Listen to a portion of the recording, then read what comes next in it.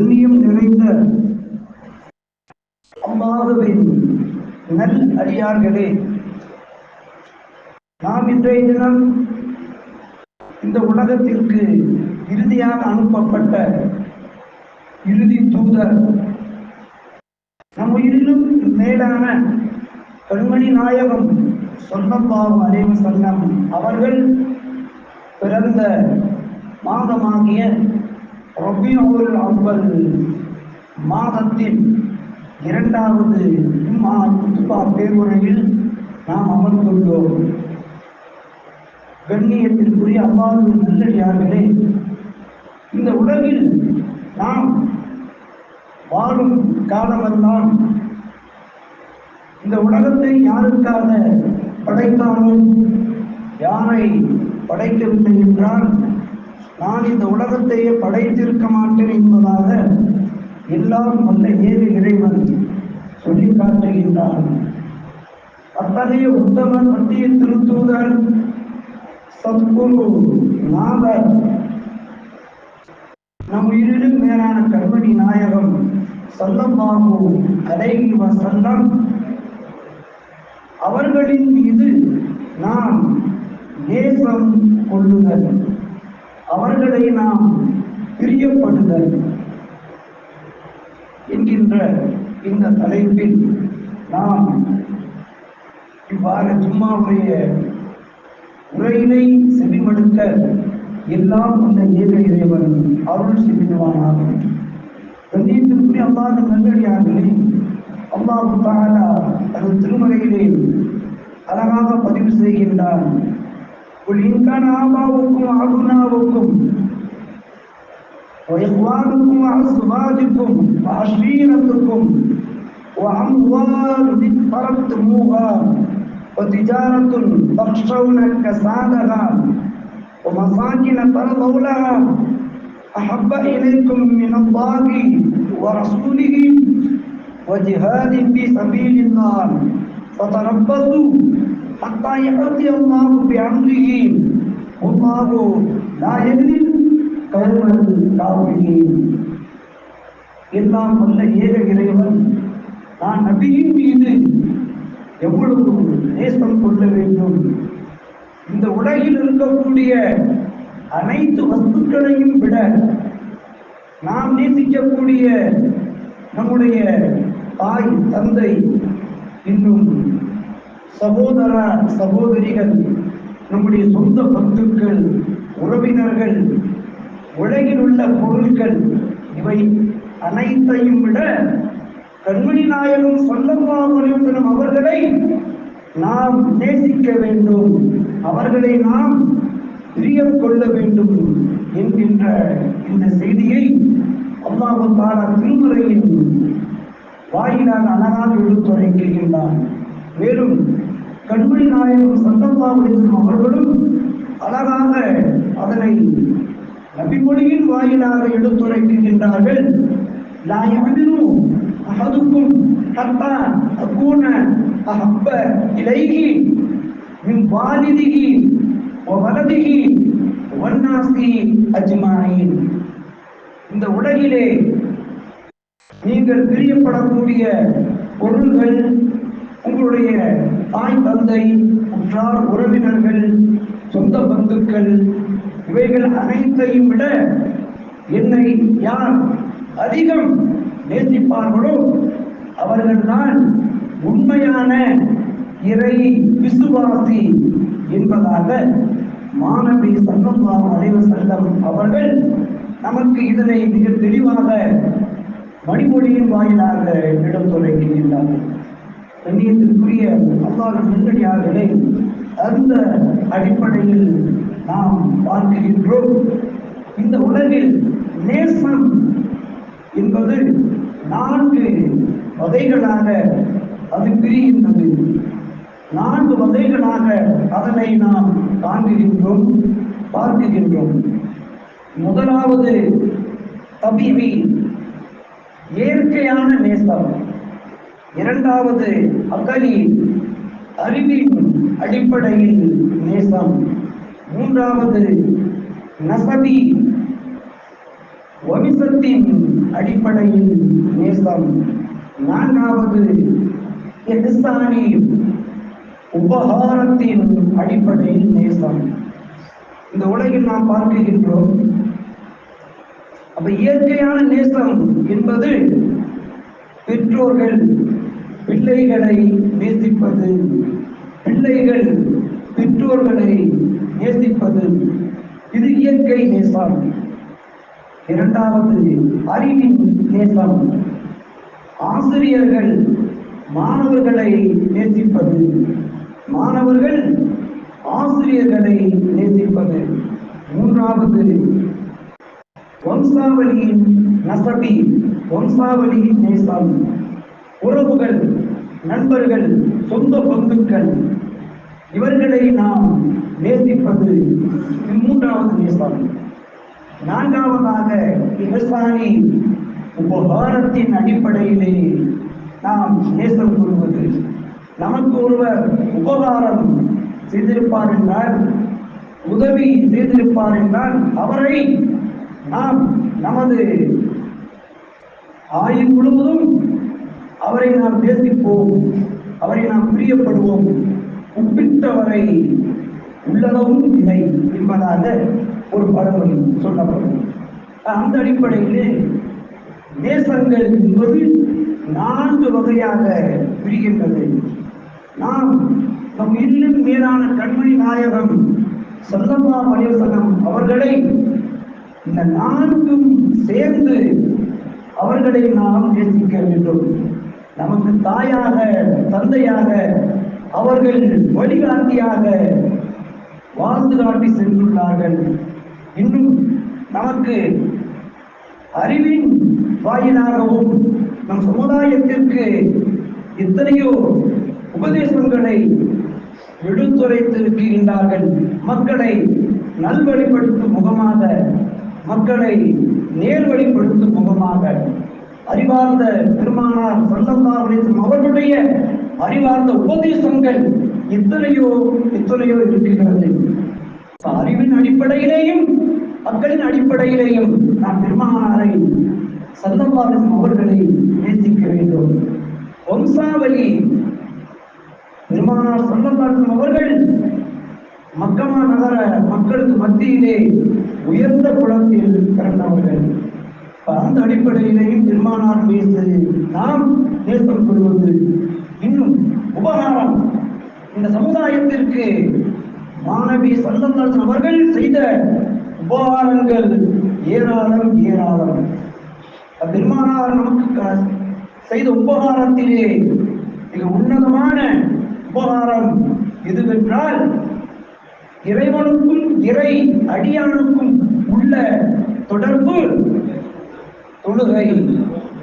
இறைவனுக்கும் இறை அடியானுக்கும் உள்ள தொடர்பு தொழுகை. இந்த தொழுகையை இந்த சமுதாயத்திற்கு உபகாரமாக கண்மணி நாயகம் ஸல்லல்லாஹு அவர்கள் வழங்கியுள்ளார்கள். ஒரு மனிதன் தன்னுடைய தேவைகள் நிறைவேற வேண்டும் என்றால் அதை இறைவனிடத்திலே கேட்டு பெற வேண்டும். அந்த அடிப்படையிலே உபகாரத்தின் வாயிலாகவும் பெருமானார் மீது நாம் நேசம் கொள்ளுதல். அந்த அடிப்படையிலே நாம் அதிகம் கண்மணி நாயகம் ஸல்லல்லாஹு அலைஹி வஸல்லம் அவர்களின் மீது நாம் நேசம் கொள்ள வேண்டும், பிரியம் கொள்ள வேண்டும்.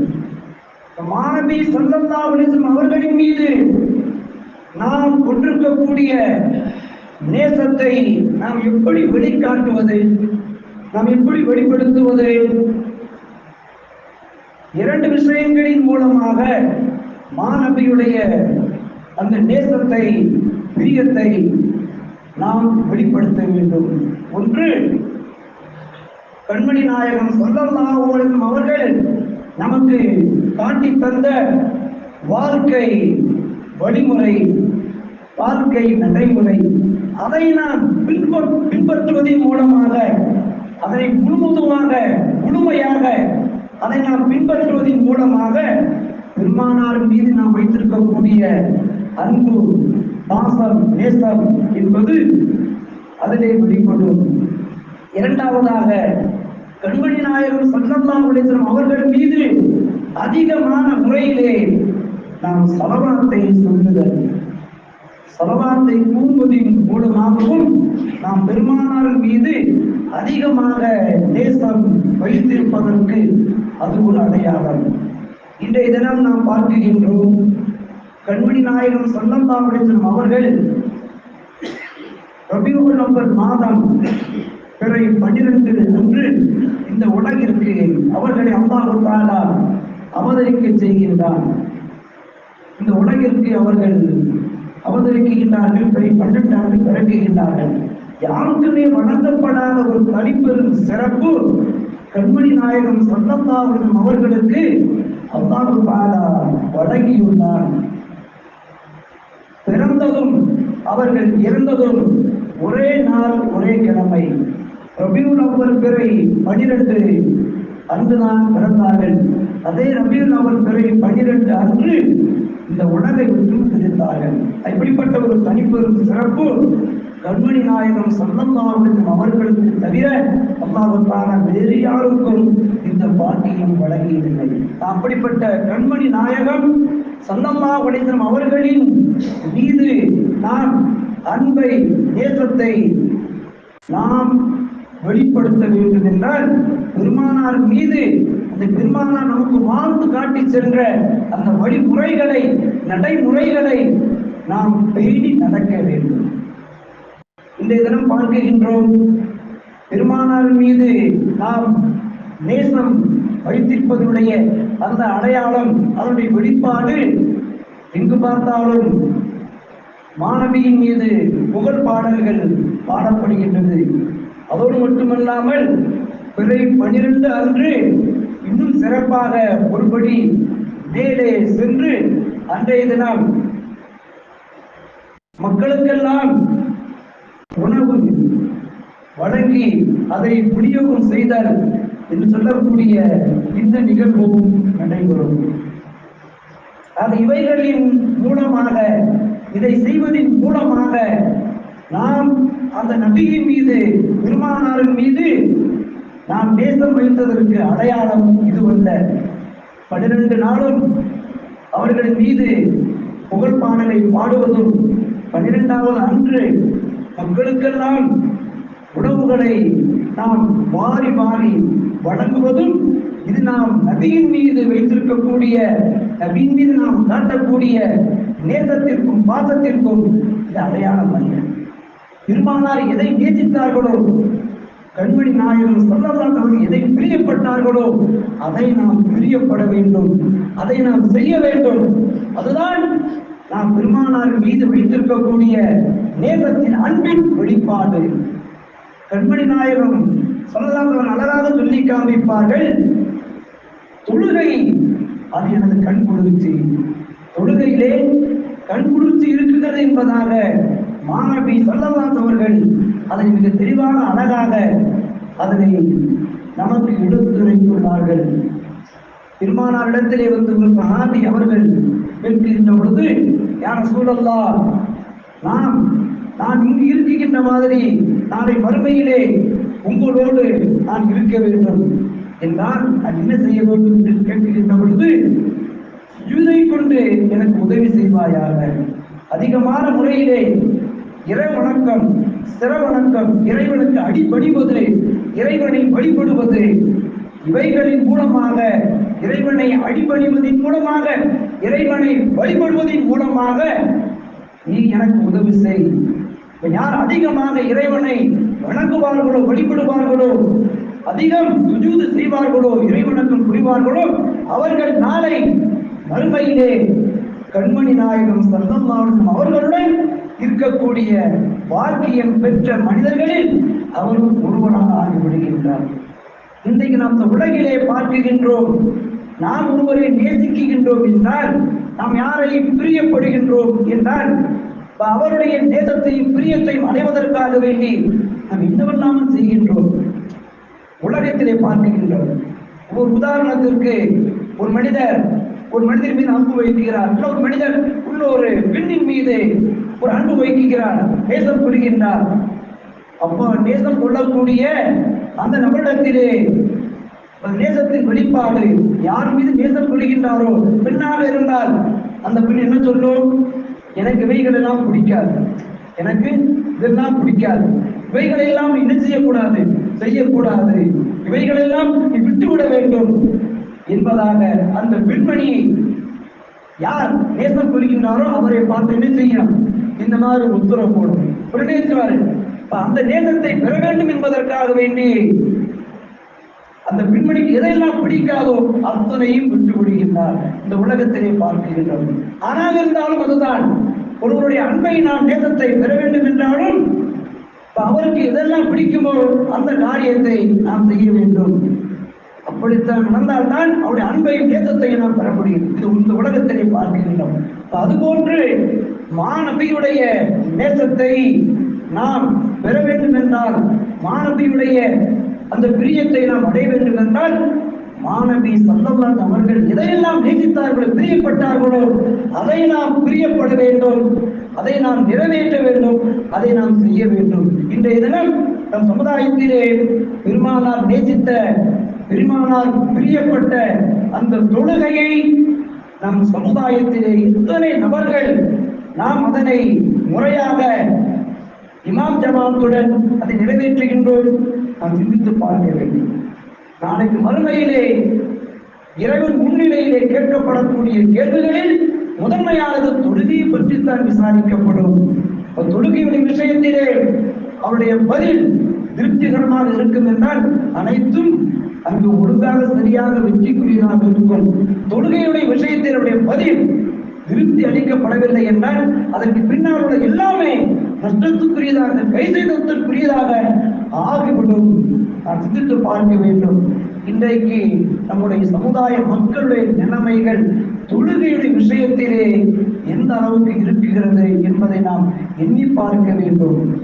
எத்தனை உபதேசங்கள், உபன்யாசங்கள் மக்களுக்கு வழங்கப்பட்டு கொண்டே இருக்கிறது. இன்றைய தினம் மார்க்கத்தினுடைய சட்டத்திட்டங்களை ஊரை கூட்டி, மக்களை கூட்டி உபதேசம் செய்தது அதுவும் புறம் இருந்தாலும், நாம் அந்த மார்க்கத்தினுடைய விஷயங்களை, சட்டத்திட்டங்களை நம்முடைய கைகளிலே அவைகளை நாம் தெரிந்து கொள்கின்றோம், அறிந்து கொள்கின்றோம். கூட்டத்தை கூட்டி உபதேசம் செய்ய வேண்டும் என்று சொல்லக்கூடிய நிலைமைகளும் இல்லை. இன்னைக்கு மார்க்கத்தினுடைய சட்டத்திட்டங்கள், விஷயங்கள் தெரியாத நபர் யாருமே கிடையாது என்று சொல்லக்கூடிய அளவுக்கு இன்று உலகத்தினுடைய நிலைமை மாறி இருக்குகிறது. அப்படி இருந்தும் கூட உபதேசங்கள், உபன்யாசங்கள் நிகழ்த்தப்படுகின்றது. பெரிய பெரிய தாலிம் உலமாக்கள், பெரிய பெரிய பேச்சாளர்கள் அவர்களெல்லாம் சொல்வது எதைத்தான் போதிக்கின்றார்கள்? அல்லாஹ்வுடைய கட்டளையையும் மாணவியுடைய சுன்னத்தான நடைமுறைகளையும் நீங்கள் மீறி நடக்க வேண்டும் என்றுதான் அங்கு உபதேசம் செய்யப்படுகின்றது. அந்த உபதேசமும் உபன்யாசமும் அதுவாகத்தான் இருக்கிறது. ஐவேளை தொழுகையை நீங்கள் இமாம் ஜமாத்தோடு நிறைவு செய்யுங்கள். மாணவியுடைய சுன்னத்தான நடைமுறைகளை நீங்கள் மீறி நடங்கள் என்று சொல்லக்கூடிய இந்த செய்தியைத்தான் அங்கு மார்க்கத்தினுடைய சட்டத்திட்டங்கள், உபதேசங்கள் நிகழ்த்தப்படுகின்றது. அந்த உபதேசங்களையும் அந்த உபன்யாசங்களையும் நாம் இந்த காதில் வாங்கி இந்த காதில் விட்டு சென்று விடுகின்றோம். அதற்கு நல்லா பேசினாருங்க, எப்படி பேசினாருங்க, அழகா பேசினாரு. இந்த உபதேசத்தை கேட்டு திரும்பி நான் இன்றையிலிருந்து ஒரு பத்து கூட நான் களமாக்க மாட்டேன் என்று மாறிய நபர்கள் எத்தனை பேர்கள் இருக்கின்றார்கள்? நாம் எண்ணி பார்க்க வேண்டும், சிந்திக்க வேண்டும். ஆக மாணவியுடைய அந்த நடைமுறைகளுக்கு சஹாபாக்கள் எந்த அளவுக்கு முக்கியத்துவம் கொடுத்தார்கள் வரலாறுகளிலே பார்க்கின்றோம். அல்லாஹ் தஆலா திருக்குர்ஆனில் அழகாக அதை பதிவு செய்கின்றான். 49வது அத்தியாயம் 2வது இறைமறை வசனத்திலே அல்லாஹ் சொல்லி காட்டுகின்றான். யா அய்யுஹல்லதீன ஆமனூ லா தர்ஃபு சௌத்தக்கும் ஃபௌக சௌத்தி நபியி. ஈமான் கொண்ட இறை நல் அடியார்களே, இறை விசுவாசிகளே, உங்களுடைய சத்தத்தை இந்த உலகத்திற்கு எதிராக அனுப்பப்பட்ட இறுதி தூதர் கண்மணி நாயகம் ஸல்லல்லாஹு அவர்களுடைய சத்தத்திற்கு மேலாக உயர்த்தாதீர்கள் சொல்லக்கூடிய இந்த இறைமறை வசனம் இறங்குகிறது. இந்த இறைமறை வசனம் இறங்கியவுடன் சாபித் பின் கைஸ் என்று சொல்லக்கூடிய ஒரு சஹாபி, தொழுகைக்கு எப்பொழுதும் இறை இல்லத்திலே அந்த சாபியை பார்க்க முடியும், காணலாம். இந்த இறை வசனம் இறங்கியவுடன் அந்த சாபியை பள்ளியிலே காணவில்லை. கண்மணி நாயகம் ஸல்லல்லாஹு அவர்கள் விசாரிக்கின்றார்கள் தோழர்களிடத்திலே, எங்கே நம்முடைய தோழர் சாபித் பின் கைஸ் அவர்களை காணவில்லையே என்பதாக விசாரிக்கின்ற பொழுது அவர்களை தேடி அவர்களை அழைத்து வர சொல்லி ஆள் அனுப்புகின்றார்கள்.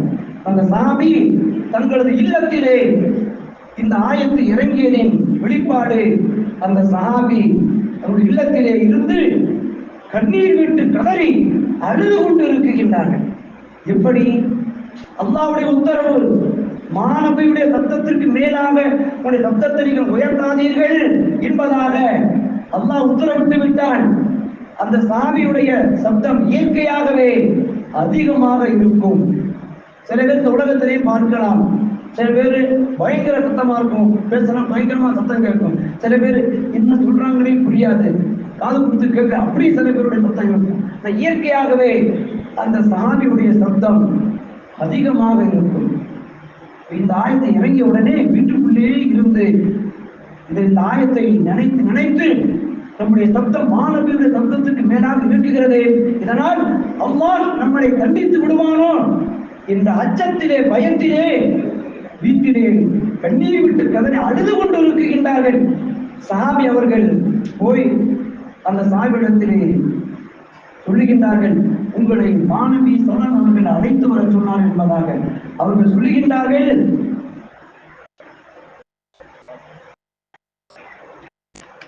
நான் வருவதில்லை, நான் நரகவாசியாக ஆகிவிட்டேன். அல்லாஹ் இப்படி ஆயத்தை இறக்கி இருக்கின்றான். நான் மாணவியுடைய சத்தத்துக்கு மேல் என்னுடைய சத்தம் உயர்ந்து இருக்குகிறது. நான் நரகவாசியாக ஆகிவிட்டேன், அஞ்சுகின்றேன், பயப்படுகின்றேன், நான் வரவில்லை என்பதாக சொல்லுகின்றார்கள். மாணவி இஸ்லாமிடத்திலே மறுபடியும் அவர்கள் அழைத்து கொண்டு வரப்படுகின்றார்கள். வந்தவுடனே சொல்லுவார்கள், உங்களுக்கு இந்த இறை வசனம் பொருந்தாது என்பதாக மாணவி இஸ்லாம் அவர்கள் அந்த சாபிடத்திலே சொல்லி விடுவார்கள். நீங்கள் தண்டனைக்குள்ளாக்கப்பட மாட்டீர்கள், நீங்கள் சோழவாதி என்பதாக சொல்லி காமிப்பார்கள். அல்லாஹ்வுடைய ஆயத்து இறங்கியதற்கு அந்த சஹாபி அந்த இறை வசனத்திற்கு மாணவியுடைய அந்த நடைமுறைக்கு மாணவியின் மீது அவர்கள் தன்னுடைய அன்பை எப்படி வெளிப்படுத்தினார்கள் நாம் சிந்தித்து பார்க்க வேண்டும். நாம் நபியுடைய சத்தத்திற்கு மேலாக சத்தம் நாம் எழுப்பிவிட்டால் நாம் நரகவாதியை ஆய்விடுவீர்கள் என்பதாக அந்த அஞ்சு பயந்து அவர்கள் அழுதார்கள் என்றால் இன்றைய தினம் நாம் சிந்தித்து பார்க்க வேண்டும். நபியுடைய உபதேசங்கள், இறைவனுடைய கட்டளைகள் எத்தனை எத்தனையை நாம் புறக்கணித்திருக்கின்றோம். நாம் என்றைக்காவது எப்பொழுதாவது இதை நினைத்து இதை பற்றி நாம் சிந்தித்து நாம் கண்ணீர் விட்டு அழுதிருப்போமா? சிந்தித்து பார்க்க வேண்டும். இந்த ஆயத்தை இறங்கியதற்கே இந்த சாமி அவர்கள் இப்படி கண்ணீர் விட்டு கதறி அழுதார்கள் என்றால் நாம் எவ்வளவோ எத்தனை தடவைகள் அல்லாஹ்வுடைய கட்டளையை புறக்கணித்திருக்கின்றோம். மாணவியுடைய சுன்னத்தான நடைமுறைகளை நாம் புறத்தள்ளி இருக்கின்றோம். நாம் என்றைக்காவது இதனை நினைத்து வருத்தப்பட்டதுண்டா? சிந்தித்து பார்க்க வேண்டும். நாம் மாணவியின் மீது நாம் வைத்திருக்கக்கூடிய அன்பு, நேசம், இவைகளின் வெளிப்பாடு மாணவியுடைய சுன்னத்தான நடைமுறையை நாம் எடுத்து நடப்பதின் மீதுதான் இருக்குகிறது. மௌலூது போதுவதினாலும் அன்றைய தினம் மக்களுக்கெல்லாம் உணவு வழங்குவதனாலும் மாணவியின் மீது நாம் வைத்திருக்கக்கூடிய பாசமும் பிரியமும் அது வெளிப்பாடு அல்ல. நான் கண்ணியத்திற்குரிய அல்லாஹ்வுடைய நல்லடியார்களே, நாம் இந்த உலகில் வாழும் காலமெல்லாம் இறைவனுடைய இறை கட்டளைக்கும் இறைவனால் அனுப்பப்பட்ட இறுதி தூதர் உயிரிலும் மேலான கண்மணி நாயகம் ஸல்லல்லாஹு அவருடைய சுன்னத்தான நடைமுறைகளையும் நாம் பேணி நடக்க வேண்டும். பெருமானாருடைய சுன்னத்தான நடைமுறைக்கு சஹாபாக்கள் எந்த அளவுக்கு மதிப்பெடுத்திருக்கின்றார்கள் என்பதற்கு மற்றொரு நிகழ்வை நான் எடுத்துரைக்கின்றேன். பெருமானார் ஸல்லல்லாஹு அவர்கள் சஹாபாக்களுக்கு மத்தியில் அமர்ந்திருக்கின்றார்கள். அப்பொழுது ஒரு சஹாபி வருகின்றார்கள். ஒரு சஹாபி பெருமானாரை பார்ப்பதற்காக வருகின்றார்கள். பெருமானார் அவர்களை பார்த்துவிட்டு அந்த சஹாபி திரும்புகின்றார்கள். இப்ப நம்முடைய வழக்கம் அதுதான். யாரால் நம்மளை சந்திக்க வந்தால் நம்மளை சந்திக்க வந்தவர்களை நாம் வழி அனுப்பி வைப்பது இன்னும் நம்முடைய நடைமுறையில் பழக்க வழக்கமாக இருந்து வருகின்றது. அவர்களை நாம் என்ன செஞ்சிருவோம், பஸ் ஸ்டாண்ட் வரைக்கும், ரயில்வே ஸ்டேஷன் வரைக்கும் கொண்டு போய் விட்டுனே செஞ்சிருவோம். அவருக்கு நாம அவர் வழி அனுப்பி வைத்து விட்டோம். அது போன்று பெருமானார் அவர்கள் அந்த தன்னை சந்திக்க வந்த அந்த சஹாபியை வழி அனுப்பி வைப்பதற்காக மற்றொரு சஹாபியை அனுப்பி வைக்கின்றார்கள். அவர்களோடு செல்கின்றார்கள். அவர்களை அந்த ஊரை வில்லையில கொண்டு விடுவதற்காக வேண்டி. இப்பொழுதாவது உங்களுக்கு வாகன வசதிதான் இருக்கு. அந்த மக்கமா நகரிலே அவ்வளவு சுடு மணல், பாலைவன மணல் எப்படி இருக்கும் சிந்தித்து பார்க்க வேண்டும். அந்த பாலைவன மணலிலே அந்த சாமி அவர்கள் செல்லுகின்றார்கள். வழியனுப்பி வைக்கக்கூடிய அந்த சாமி போடுகின்றார்கள். கடுமையான வெயில், இந்த பாலைவன மணல் தகதகான் ஒதுக்குகிறது. என்ன செய்வாங்க, குதிரையை ஓட்டிக்கிட்டு போவாங்க. அவர் செருப்பு மாட்டி இருக்கிறாரு. என்ன செய்யறாரு, காலில் அந்த செருப்பு மாட்டி இருக்கிறாரு. உங்க செருப்பு கொஞ்சம் கொடுங்க, நான் என்ன செய்யறேன், நான் மாட்டிட்டு வரேன்னு கேட்கிறாங்க. இல்ல இல்ல தர முடியாதுங்கிறாங்க. குதிரையை ஓட்டிக்கிட்டு போகும் பொழுது இந்த குதிரையை நீங்க மெதுவாக ஓட்டுங்கள், அந்த நிலையிலே நான் நடந்து வருகிறேன் என்பதாக சொல்லியிருந்தார்கள். அவர்கள் மறுப்பு தெரிவித்து விடுகின்றார்கள். இதற்கு நீ தகுதி இல்லை என்பதாக சொல்லி விடுகின்றார்கள். பெருமானோட உத்தரவுக்கு இணங்கி அந்த சாமியை ஊர் எல்லை வரைக்கும் கொண்டு விட்டு விட்டு வந்து விடுகின்றார்கள். மறுபடி சில காலங்கள் கழிக்கிறது. யார் வழியனுப்பு போனார்கள் அவங்க ஒரு இடத்திற்கு கவர்னராக நியமிக்கப்படுகின்றார்கள். யாரை வழியனுப்பி வைத்தார்களோ, வழியனுப்ப சொன்னார்களோ அவர்கள் இந்த சாமியை சந்திப்பதற்காக வருகின்றார்கள். வந்தா அவங்க அங்கேயிருந்து பார்க்கிறாங்க. இப்ப நாமளா இருந்தா இன்னைக்கு என்ன செஞ்சிருவோம், நமக்கு ஒருத்த இன்னல் கொடுத்தால், துன்பம் கொடுத்தால் அவரை நாம் வழி வாங்குவோம். அவர் அங்கேயிருந்து பார்க்கிறாரு, இந்த மனுஷன் இப்படி செஞ்சவன் உள்ள உட்கார்ந்துக்கிறாரு அப்படின்னு அங்கேயிருந்து பார்க்க உடனே கொஞ்சம் என்ன செய்யறாங்க, அவரை வரவேற்பதற்காக எழுந்து சென்று அவருடைய மேனியில் துண்டை போட்டு அவருக்கு வரவேற்பு கொடுக்கின்றார்கள். இந்த நிகழ்ச்சி, இந்த காட்சியை கண்டு அந்த சாதி கேட்பார்கள், நான் உங்களுக்கு அன்றைய தினம் இவ்வளவு இன்னல்கள் கொடுத்தேன், அதையெல்லாம் நீங்கள் மறந்து விட்டீர்களா என்பதாக கேட்கின்ற பொழுது அவர்கள் சொல்லக்கூடிய ஒரே ஒரு வார்த்தை, இது எனது நபி எனக்கு காட்டி தந்த சுண்ணத்தான நடைமுறை வழிமுறை. பெருமானார் யார் வந்தாலும் அவர்களை வரவேற்பது இது பெருமானாருடைய நடைமுறை வழிமுறை என்பதால் சொல்லி நினைத்தாங்க. அவருக்கு அன்பான முறையில் அவருக்கு வரவேற்பு கொடுத்தார்கள் சொல்லக்கூடிய நிகழ்வையும் நாம் பார்க்கின்றோம். சஹாபாக்கள் பெருமானாருடைய அந்த நடைமுறைக்கு எந்த அளவுக்கு முக்கியத்துவம் கொடுத்துள்ளார்கள் என்பதை நாம் சிந்தித்து பார்க்க வேண்டும். இன்றைய தினம் நாம் பெருமானாருடைய சுன்னத்தான நடைமுறைகளுக்கு நாம் எவ்வளவு முக்கியத்துவம் வருகின்றோம் என்பதையும் நாம் சிந்தித்து பார்க்க வேண்டும். கண்ணியத்திற்குரிய அல்லாஹ்வின் நல்லடியார்களே, நாம் அதிகம் நேசம் வைக்க வேண்டும் பெருமானார் மீது. பெருமானார் மீது நாம் அதிகம் நேசம் வைப்பதன் மூலமாக நாம் நாளை மறுமையிலே மாநபியுடைய ஷஃபாஅத் சொல்லக்கூடிய இந்த பரிந்துரையை பெற்று ஜன்னத்துல் ஃபிர்தௌஸ் என்று சொல்லக்கூடிய இந்த உயர்ந்த சோனத்திலே மாநபியோடு இருக்கக்கூடிய அந்த பாக்கியம் நமக்கு கிடைக்கும். ஆக மாநபியோடு நாம் அந்த ஜன்னத்துல் ஃபிர்தௌஸிலே நாம் இருக்க வேண்டும் என்றால் இரண்டு விஷயங்களை நாம் இந்த உலகத்திலே நாம் கண்டிப்பாக எடுத்து நடக்க வேண்டும். மாணவி நமக்கு காட்டி தந்த சுன்னத்தான நடைமுறை வழிமுறை, அதில் ஒன்று மிக மிக முக்கியத்துவம் வாய்ந்தது தொழுகை. இந்த ஐங்கால தொழுகையை நாம் இமாம் ஜமாத்தோடு நிறைவு செய்ய வேண்டும். அடுத்ததாக மாணவியின் மீது அதிகமான முறையிலே ஸலவாத் சொல்லுதல். அல்லாஹும்ம ஸல்லி அலா முஹம்மதின் வ அலா ஆலி முஹம்மதின் கமா ஸல்லைத அலா இப்ராஹிம் வ அலா ஆலி இப்ராஹிம் இன்னக ஹமீதும் மஜீத் அப்படின்னு சொல்லலாம். அல்லாஹும்ம ஸல்லி அலா முஹம்மதின் வ அலா ஆலி முஹம்மதின் வ பாரிக் வ ஸல்லிம் அலைஹி இப்படி சொல்லலாம். ஸல்லல்லாஹு அலா முஹம்மத் ஸல்லல்லாஹு அலைஹி வஸல்லம். நமக்கு எது இலகுவாக இருக்கிறது அதை நாம் மாணவி புதித்த இந்த மாதத்தின் மட்டுமல்ல, நம்முடைய உடலிலே உயிர் இருக்கின்ற வரைக்கும் மாணவியின் மீது நாம் ஸலவாத் அதிகம் நாம் சொல்ல வேண்டும்.